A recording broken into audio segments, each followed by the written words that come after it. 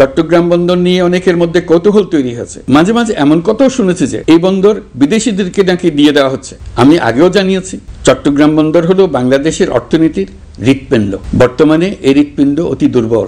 এখন যে অবস্থায় আছে সেই অবস্থায় তাকে রেখে দিলে আমাদের অর্থনীতিকে সামনে এগিয়ে নিয়ে যাওয়া সম্ভব হবে না। এই হৃৎপিণ্ডকে বড় করতে হবে, মজবুত করতে হবে, সুঠাম করতে হবে। তা করতে হলে বহু উদ্যোগ গ্রহণ করতে হবে, অভিজ্ঞদের সাহায্য লাগবে। আমরা যাদের সঙ্গে যোগাযোগ করেছি তারা বন্দর ব্যবস্থাপনায় বিশ্বের সেরা, সবচেয়ে অভিজ্ঞ। তারা ইউরোপ, কানাডা, অস্ট্রেলিয়া, চীন, দক্ষিণ কোরিয়া, ভারত, পাকিস্তান, তুরস্ক, মধ্যপ্রাচ্য ও আফ্রিকা সহ বিশ্বজুড়ে বন্দর পরিচালনা করে। তাদের কাজ বন্দর ব্যবস্থাপনা। আমাদের লক্ষ্য হলো বন্দর ব্যবস্থাপনার কাজ যত তাড়াতাড়ি সম্ভব তাদের কাছ থেকে শিখে নেওয়া। আমি গ্যারান্টি দিয়ে বলতে পারি, যদি 31 সালের মধ্যে আমরা বন্দরের কাজ শিখে ফেলি, এর পরবর্তী 5 বছরে অর্থাৎ 36 সালের মধ্যে পৃথিবীর যত দেশে যত বন্দর এই কোম্পানিগুলো চালায় তাদের বহু বন্দর এই বাংলাদেশিরাই পরিচালনা করবে।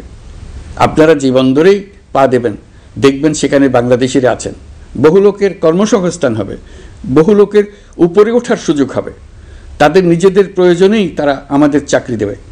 আগে যে কোনো জাহাজে চড়লে দেখতাম জাহাজের নাবিক চট্টগ্রামের কিংবা সিলেটের। বন্দরের কাজ একবার শিখে নিতে পারলে ভবিষ্যতে আমরা যে বন্দরে যাব না কেন দেখব সেখানে চট্টগ্রাম, নোয়াখালী, সিলেট আর বরিশালের লোক, বাংলাদেশের লোক। আমাদের বন্দর যদি আধুনিক হয় তা শুধু বাংলাদেশের অর্থনীতিতেই ভূমিকা রাখবে না, বরং আমরা নেপাল, ভুটান সহ পার্শ্ববর্তী সকল দেশের অর্থনীতিতে ইতিবাচক ভূমিকা রাখতে সক্ষম হব। এই বন্দরই হবে অঞ্চলের অর্থনীতির সমৃদ্ধির চাবিকাঠি। কুমিরা থেকে টেকনাফ পর্যন্ত নানা বন্দরের কর্মচাঞ্চল্যে সমগ্র উপকূল অঞ্চল দক্ষিণ এশিয়ার একটি গুরুত্বপূর্ণ অর্থনৈতিক প্রাণকেন্দ্র হিসেবে প্রতিষ্ঠিত হবে। এই পুরো অঞ্চলে অনেকগুলো শিল্পাঞ্চল গড়ে উঠবে শুধু সমুদ্রের সান্নিধ্য এবং তার ব্যবহারের দক্ষতার কারণে।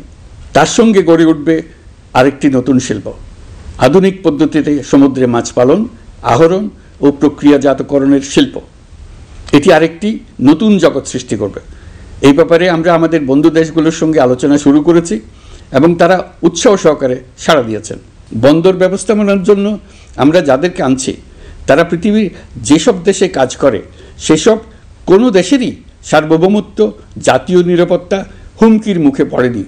আমি দেশবাসীর প্রতি আহ্বান জানাই, আপনারা নিজেদেরকে ভিত্তিহীন বিরোধিতা এবং অপপ্রচারের শিকার হতে দেবেন না। অন্তর্বর্তীকালীন সরকারের বন্দর ব্যবস্থাপনার উদ্যোগে আপনাদের দৃঢ় সমর্থন অব্যাহত রাখুন। যারা বিরোধিতা করছে তাদের প্রতিহত করুন। আপনারা জানেন আমাদের দেশে এখন 12 লক্ষ রোহিঙ্গা বসবাস